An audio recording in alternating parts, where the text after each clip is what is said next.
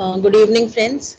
Today we'll start block 2 of research, and we will first start with survey research. And since it's not a very long chapter, it's also very easy. We'll also try to complete the second chapter today, that is um, ex post facto. Okay, so okay, we'll start now. So सबसे पहले it's actually a survey we had done last time also when we were trying to do the methods of data collection. We had also studied survey there. So survey is again a word very commonly used. It is not something that you are exposed to today. First of all, survey can be both, you can say direct and indirect. By direct and indirect, I mean it can be direct as in face to face. It can be also an indirect observation, let's say through mail, or let's say through some opinion, etc. Okay. So what is basically a survey? Survey means you want to have the point of view or opinion about something from the people, and you ask them, and they give you an opinion about a phenomenon or event or anything. That is called a survey. So you basically uh, survey. You cannot survey the entire population since it's so huge. So what we do is we take out a representative sample. So about this we had talked in the last class. What is a population, what is a sample? Now any type of survey has some steps involved in it. Okay, so we basically have 6 to 7 steps. The first step is determination of the aims and objective of study. What does that mean? Friends, is there anybody else who's wanting to join? I'm not sure. How does this work? One moment, please.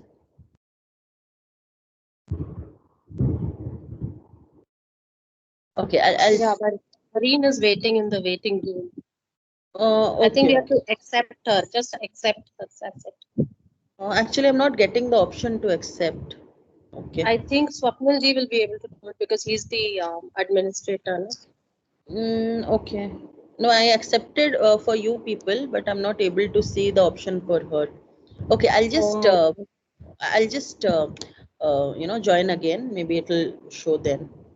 okay, okay. Yes, yes.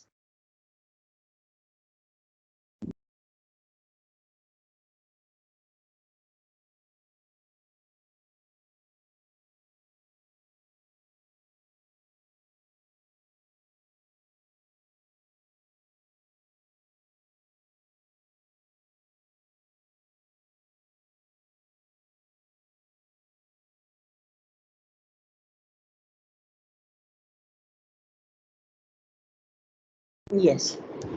Yes. So first is that we have to determine the aims and objective of the study. That is, first we want to know that what is the area that we want to conduct the survey on. Okay. So first we have to understand that what is the purpose of our survey, what relevance will it have, what what will we what benefit will we get out of it. All this has to be determined first. Then in the second step we have to define the population that we want to study. So if we want to study about college students, so it is our population will be college students. If we want to study any particular college, our population will be students of all that college. So second is define the population. Then third is we have to design and construct a survey. So again, what do we have to find out? We have to find out what kind, in what way will we conduct the survey? Will it be a telephonic one? Will it be will it be on mail? Will it be direct face to face, etc.? Okay. Also, we have to decide how the data will be collected. Who will collect the data? At what stage the data will be collected? Will we first explain, the participants about something and then conduct the survey? So all of this will come in the third step. Then in the fourth step, we have to select a representative sample. Why? Because we cannot conduct the survey on the entire population. So first we have to select a sample which will be representative of the population. Then we have to administer the survey. We actually have to we actually have to administer that survey or the selected tool on the sample. Okay. Then we have to analyze and interpret the findings of the survey. and whatever information it has revealed to us. Then we have to prepare a report of the survey and communicate the findings of the survey so that other people who want to know about this, or other people who want to take help and do further research on it, it will be helpful for them. So after this, the next thing that we have to study is what are the methods or instruments used in collecting data through survey research. So number one is the sampling technique. Okay, so last time we had studied about probability sampling, non-probability sampling. So if our sample is not representative of the population, and if we are not following a correct sampling method or technology or a technique, then our data will not be right. Okay, because we might just to fill up our quota, or just to have some participants, we might take some participants, but if they are not representative, then it will not at all be helpful. Okay, so first is sampling. It has to be right. Okay, if let's say we want to do a telephonic survey, it is very useful if we are doing a snowballing technique, you know, where let's say one person, he gives the interview, or he takes part in the survey, then he suggests 4 more people or 5 more people, those 5 suggest or more people. So likewise we have to select a proper sampling technique. Second, the type of questionnaire we want to take. Okay, the type of tool that we have selected. So again, this can be of 2 to 3 types. First, it can be a very simple, ordinary paper pencil test. We can just suppose we want to know that um, there are suppose we want to know that there is a lot of defection in political parties. What is defection, friends? Like suppose somebody is a candidate of party A. Let's say he does not get a preferred seat, he again changes to party B, then he joins party C. So should such candidates be allowed or not? We want to conduct a survey on this. So we can give a paper, we can give the questionnaire to the people who are taking part. We can have 10 to 15 questions, and then we can ask them to mark. So this is a very simple paper and pencil test. Or what we can do, we can have a mail survey. What is mail? We will send them the questionnaire through email, and they can fill it up and send it back to us. Now this is a very convenient method, because you don't have to run after the person, you just have given it to him. There is you know, like the person does not face you, so he's not uncomfortable. It is inexpensive, it is less time consuming. But yes, if you need any detailed answer, or if you need any clarification, that becomes little tough in the mail method. Otherwise it's quite easy. Then there is a second method known as group administered questionnaire. What does this mean? You collect all the participants at one place, make them a group, and then you explain them on what you want to do the survey. Then you give them either the paper pencil test, or if you want to take it as an interview, and you conduct it that way. Okay, so this is little easy, because if you have any doubts or you want to clarify anything, it can be done ekdam se, instantly this can be done. Okay, so this is group administered questionnaire. Then third is household drop off survey. What does this mean? You as a researcher will go to the person's or a participant's house. You will conduct the interview, or you will conduct the test, or you will conduct the survey. You will get the results and come back. Okay. So this is just like a home delivery. Just a home delivery of food here. This is home delivery of responses, or home delivery of questionnaire. Okay. Then the third one is interview. So what is interview again? Interview mein you'll actually meet the person, or let's say not face to face, but at least on some medium.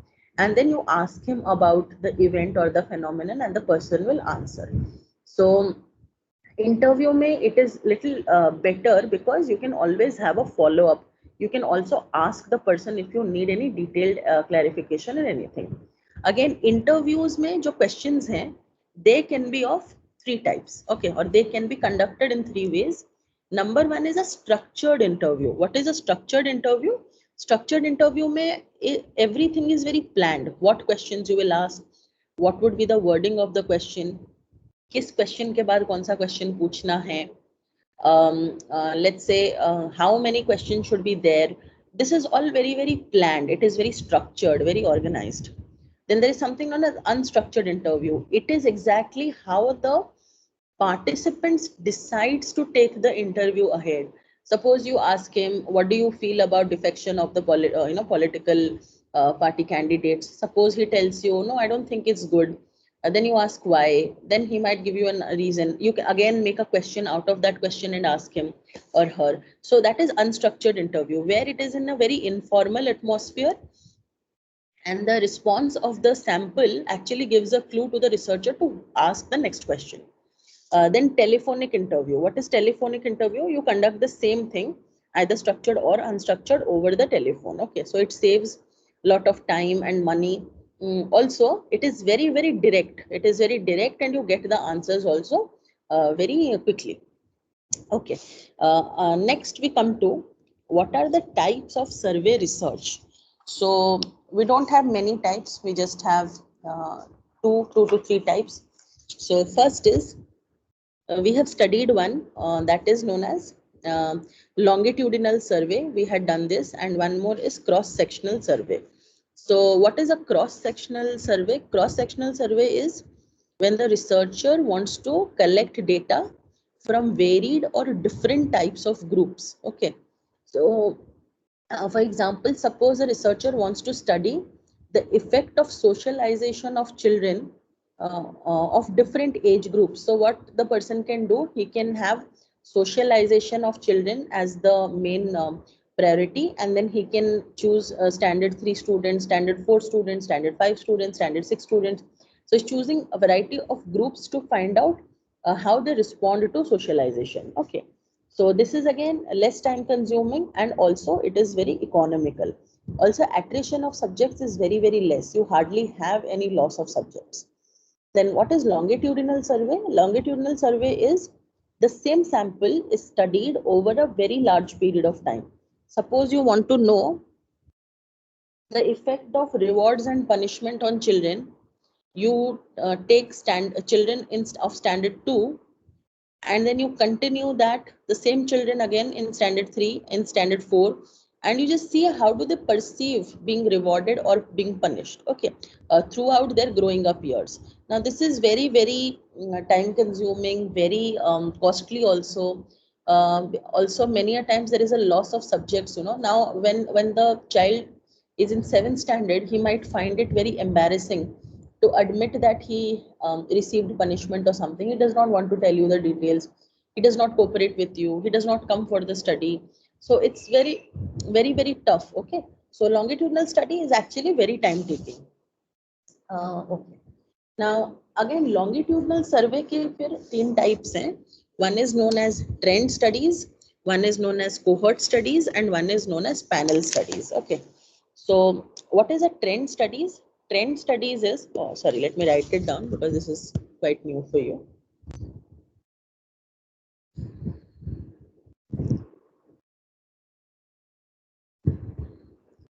Trend studies, cohort studies,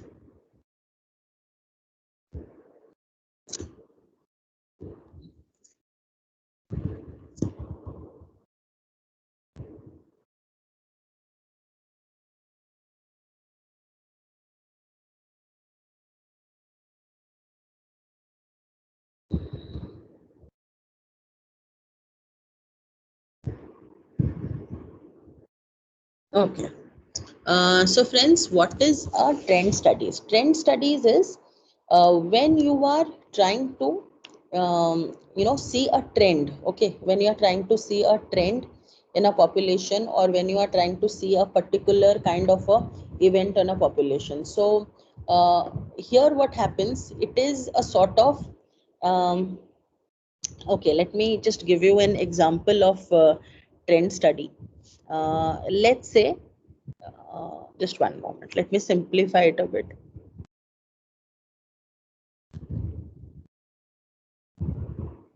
So let's say, you, like for example, you like, let's say people, they want to know, like suppose suppose a new clothing style has come up in the market. Okay, like that is a trend.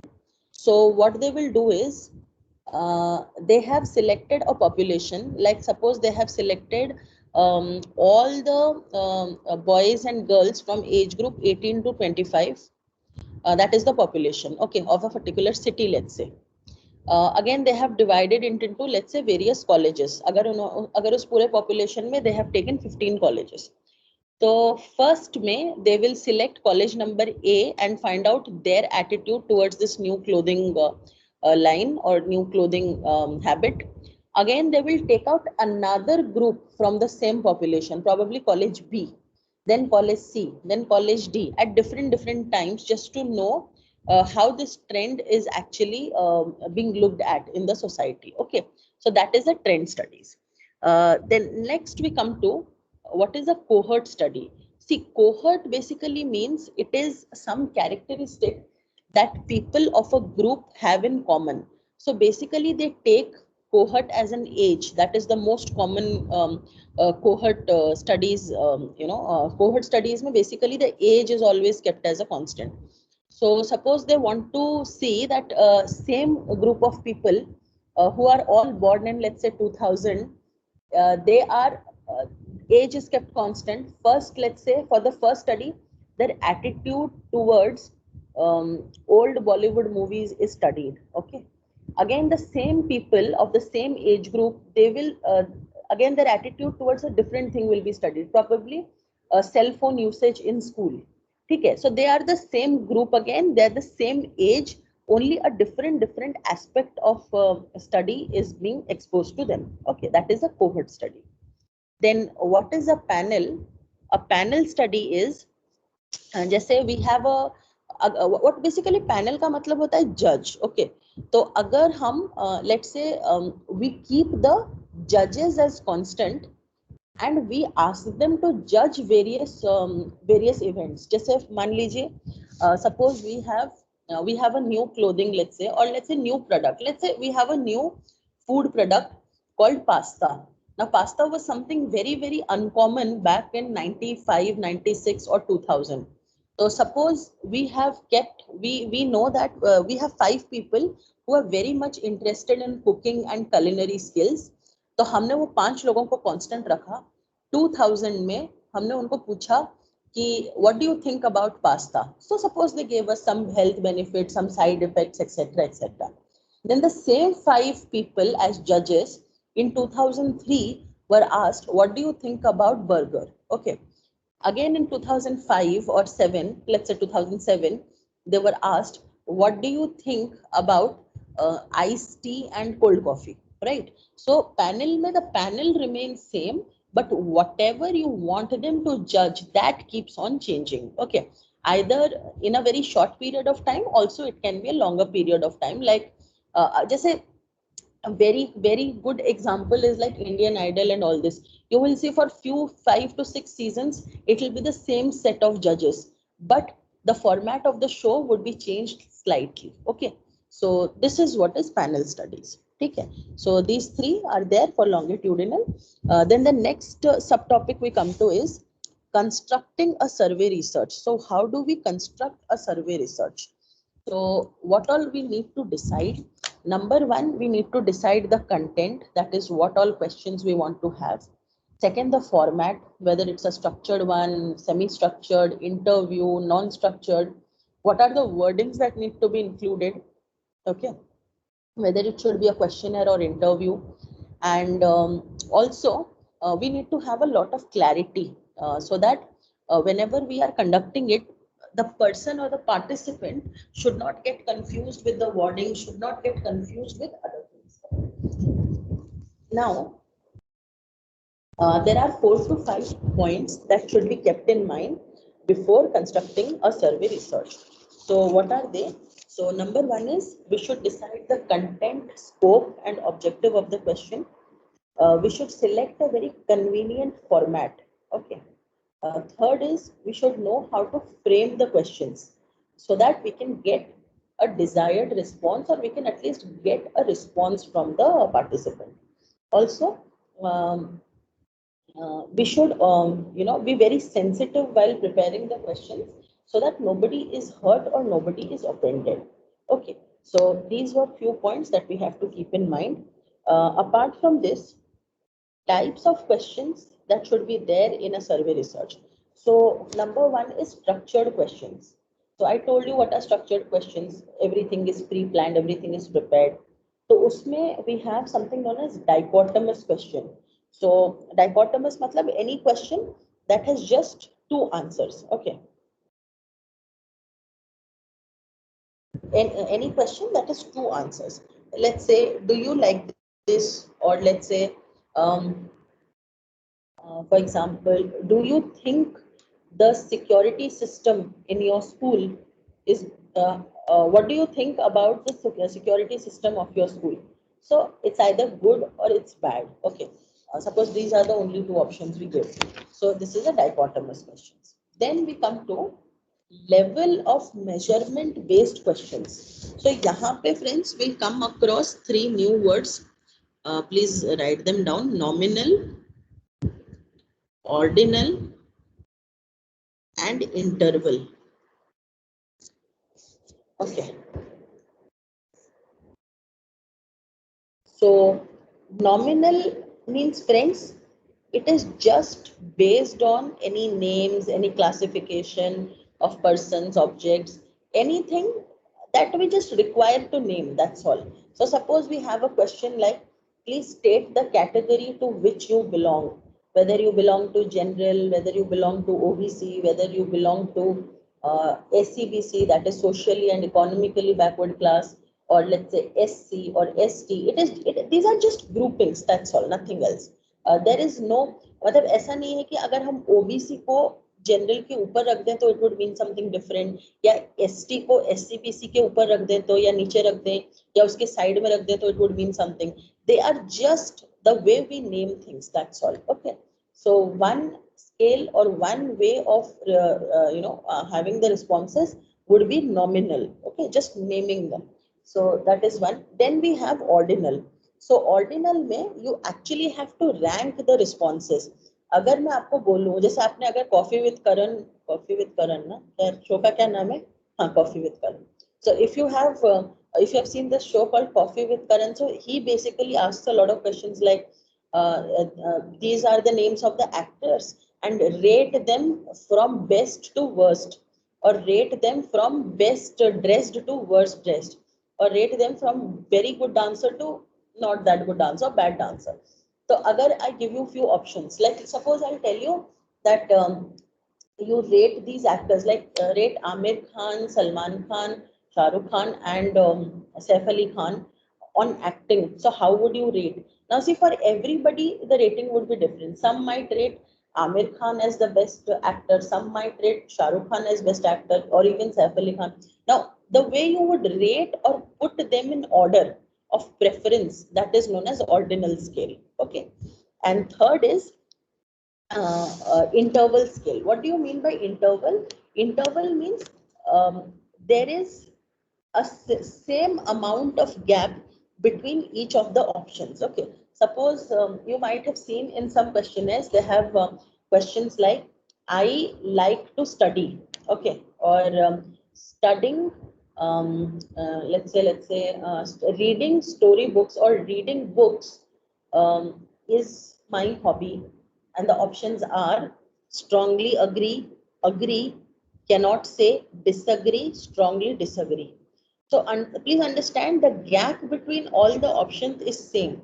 You move from strongly agree to agree का जितना intensity है, from disagree to strongly disagree का intensity भी उतना ही है.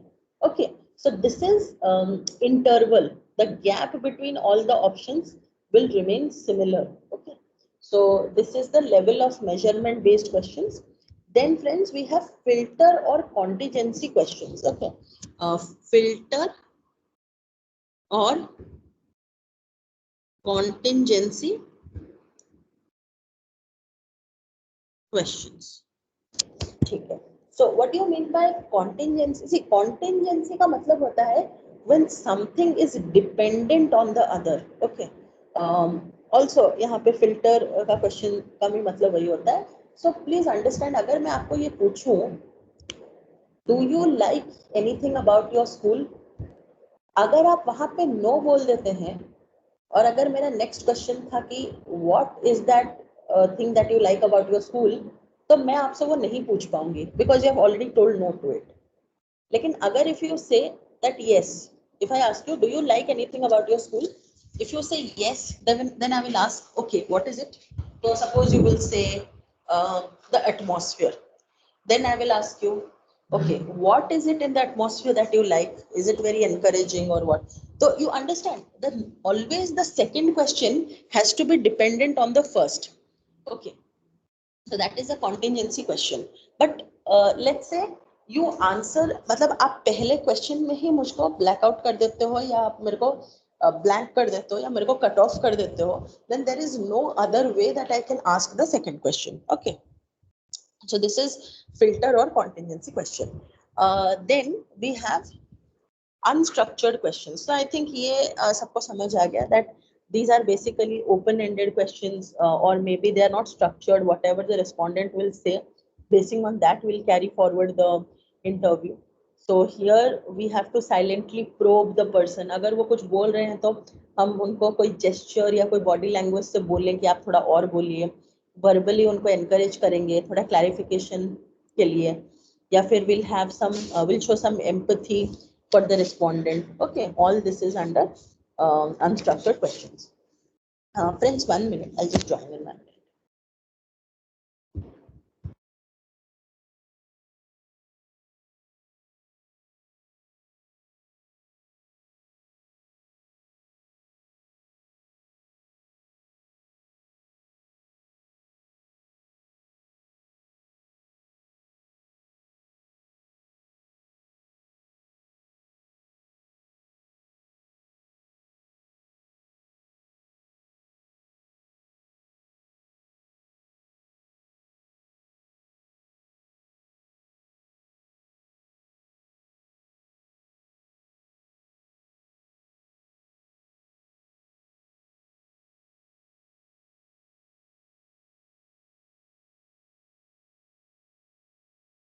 Yes. Next is what are the precautions that one should take while designing the instrument? So I think this is again very clear. First is the item should be clear, specific, relevant, and should be short. The respondent should be capable enough to answer the questions. The researcher should have empathy with the respondents and should not ask such questions that might hurt the respondent in any way. And the researcher should also avoid any kind of bias either towards the questions or towards the respondent. Okay. ठीक है. So with this, friends, what are the advantages and disadvantages of research survey? So as we can see also from the discussion, research survey, survey research is again very convenient. It is less time taking, economical for the researcher. It can be conducted for a longer period of time. Okay. Also, the researcher will get the chance to organize and present the reasons of study. Okay. He'll be able to get honest replies from the respondents. But still, there are some disadvantages like sometimes it's very tough to maintain the privacy of responses, especially in interview, because while you are doing interview, the person has to be very open and talk to you. Okay, so sometimes we can't maintain the privacy. Also, there can be high attrition rate because in a longitudinal study, as I told you, because it's very time taking and very costly. Okay, so like let's say in 2009 when the study had just begun, I was in this city, but let's say in 2011 when they are looking for me, I am in Delhi or I am in Chennai, it will take me at least, yeah, 10-12,000 to come to that place to be a part of the study. So I don't want to be. Why will I want to, take so much pain and come? So that is why there is a lot of attrition. Okay. So next is what are the issues or difficulties in survey research? So one first and foremost issue is, friends, selecting the type of survey. Okay. So sometimes it is very tough to know what kind of survey mechanism should be used. Should it be an interview? Should it be a questionnaire? Should it be a mail interview? Should it be a mail questionnaire? Etc. Etc. So we should look into so many things. Okay. Let's say if it is if geographical area is very bad, then we should not have a very face-to-face interview, but rather a telephonic interview might help. Okay, so this way we have to look which type of method would be best suited. Second is survey instruments. All those people who are actually taking part should have a clarity of the question. They should understand the question well. Also, the person who has uh, constructed the survey survey instrument should also have full knowledge of it. Okay. Then the researcher should avoid any bias. He should not have any bias. Suppose the researcher feels that um, कि अगर party बदलना is not a bad thing, तो while he's interviewing he'll always probe the interviewee कि नहीं नहीं आपको क्यों लगता है खराब है, तो मतलब people should not have a choice. should अगर उनको लग रहा है कि पार्टी में गलत हो रहा है तो should they not leave. तो अगर उस already he is biased, he'll also take the interview in that way. Okay, so the researcher should not be biased. And last is administrative issue. Sometimes the cost, mode of survey, feasibility of area selected, time period, they can also exceed. If you have selected a wrong survey technique, then all these things can actually be escalated, and that might lead to some issues. Okay. So friends, with this we finish chapter number 1. It was about survey. It is very simple. It is not very hard. अगर आप थोड़ा सा इसको एक बार पढ़ेंगे तो you will understand. It's not very tough. You can go through and you will understand.